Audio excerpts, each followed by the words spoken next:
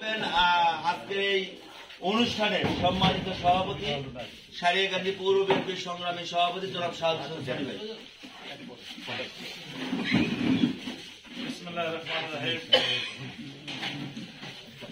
14 December দিবস উপলক্ষে আজকের পৌর বিএনপি সভায় প্রধান অতিথি হিসেবে উপস্থিত আছে সারিয়াকান্দি সোনাতলা সাবেক সংসদ সদস্য, বিএনপি কেন্দ্রীয় নির্বাহী কমিটির অন্যতম সদস্য, আমার পরম শ্রদ্ধেয় ব্যক্তিত্ব আলহাজ কাজী রফিকুল ইসলাম, উপস্থিত আছেন সারিয়াকান্দি পৌর বিএনপি বিপ্লবী সাধারণ সম্পাদক শহীদুল ইসলাম হীরা, উপস্থিত পৌর বিএনপির সহসভাপতিবৃন্দ, আমার সকল অঙ্গ সহযোগী সংগঠনের সভাপতি সাধারণ সম্পাদক, সবার প্রতি রইল বাংলাদেশ জাতীয়তাবাদী দল বিএনপি সারিয়াকান্দি পৌর শাখার পক্ষ থেকে রক্তিম অভিনন্দন এবং আসসালামু আলাইকুম। প্রিয় উপস্থিতি, দীর্ঘ আলোচনা চলছে। 1971 সালের 10 তারিখ আমাদের বুদ্ধিজীবী শূন্য করার জন্য মেয়াদ পরিকল্পনা করেছিলেন। সেই তৎকালীন আমরা যখনই একটি ফ্যাসিস্ট সরকারকে গত 5 আগস্টে পরাজিত করে আমরা শৃঙ্খলামুক্ত হয়েছি, ঠিক সেই সময় 71 সালে আমাদের শিক্ষাবিদ, ডাক্তার, চিকিৎসক, এই সমস্ত মেধাবী বুদ্ধিজীবীদেরকে তারা হত্যা করেছে। এই উদ্দেশ্যে যদি বুদ্ধিজীবীদেরকে হত্যা করা যায় তাহলে মেধা শূন্য হয়ে যাবে এই জাতি, কোনো সময় আন্দোলন সংগ্রাম করে আমরা স্বাধীনতা অর্জন করতে পারবো না। কিন্তু ওনারা ভুলের স্বর্গে বসবাস করছেন। আমরা সেই সময় আমাদের সেই সকল শহীদদের রক্তকে আমরা সুখকে শক্তিতে পরিণত করে আমরা 16 ডিসেম্বর বিজয় দিবস আমরা পেয়েছিলাম। যেমন আমাদের প্রিয় নেতা 26 মার্চের স্বাধীনতা যে আন্দোলন শুরু করেছিলেন, যে যুদ্ধ শুরু করেছিলেন, সেই যুদ্ধনীতি 26 মার্চ থেকে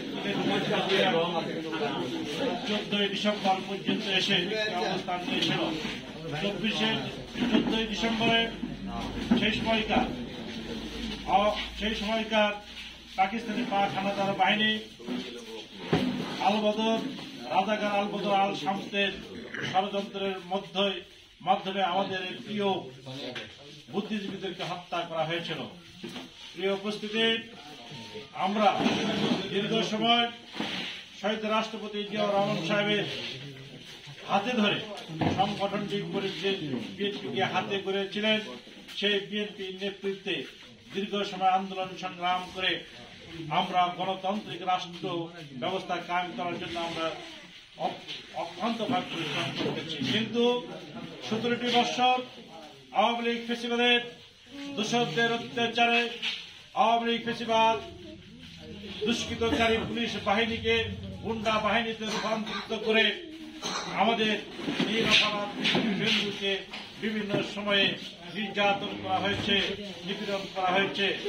উপস্থিতি, সেদিন আমাদের নেতৃবৃন্দু মৃত্যুকে মৃত্যু বলে নাই, সম্পূর্ণ ভয় ভীতির ঊর্ধ্বে থেকে লড়াই সংগ্রাম করে আজকে আমরা গত 5 আগস্ট আমরা যে স্বাধীনতা অর্জন করেছি, সেই স্বাধীনতা অর্জন করা যত সহজ, স্বাধীনতা রক্ষা করা আমাদের জন্য কঠিন হয়ে দাঁড়াচ্ছে।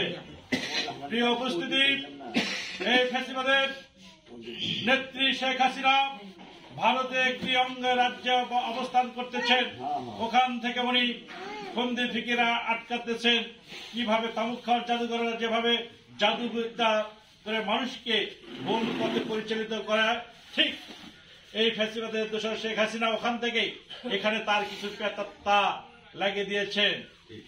এই প্রেতাত্মাদের আমরা প্রতিহত করতে চাই। আমার নেতা তারেক রহমান সাহেব বলেছেন, তোমরা সতর্ক থাকবা, তোমরা অতন্ত্র প্রহরী হিসেবে তোমাদের কাজ করতে হবে যতদিন পর্যন্ত আমরা গণতান্ত্রিক রাষ্ট্র ব্যবস্থা কায়েম না করতে পারবো। এতদিন পর্যন্ত আপনাদের আমাদেরকে অতন্ত্র প্রহরী হিসেবে আমাদের কাজ করতে হবে। জাতীয়তাবাদী দলের আমরা রাষ্ট্রীয় ক্ষমতা আসি নাই, দীর্ঘ 17টি বছর আন্দোলন সংগ্রাম করে বিরোধী দলে অবস্থান করতেছি, আমরা বর্তমানেও বিরোধী দলে অবস্থান করতেছি। কিন্তু আমাদের ভিতরে কিছু কিছু নেতার ভাব, মনে হয় আমরা আমার দল রাষ্ট্রীয় ক্ষমতায় এসেছেন। আমি সেই সমস্ত ভাইদেরকে হুঁশিয়ার করে দিতে চাই, তারেক রহমান সাহেবের বক্তব্যকে ধরে তারেক রহমান সাহেব বলেছেন এই সরকারকে সহযোগিতা করতে হবে, এই সরকার যদি ব্যর্থ হয় আমরা ব্যর্থ হব, আগামী দিনে নির্বাচন হবে না। কারণ এই সরকারকে সফলতা করতেই হবে, যে কোনো মূল্যে এই সরকারকে সফলতার দ্বার প্রান্তরে আমাদের জীবনের শেষ রক্তটুকু দিয়ে আমরা তার পাশে থেকে সহযোগিতা করব।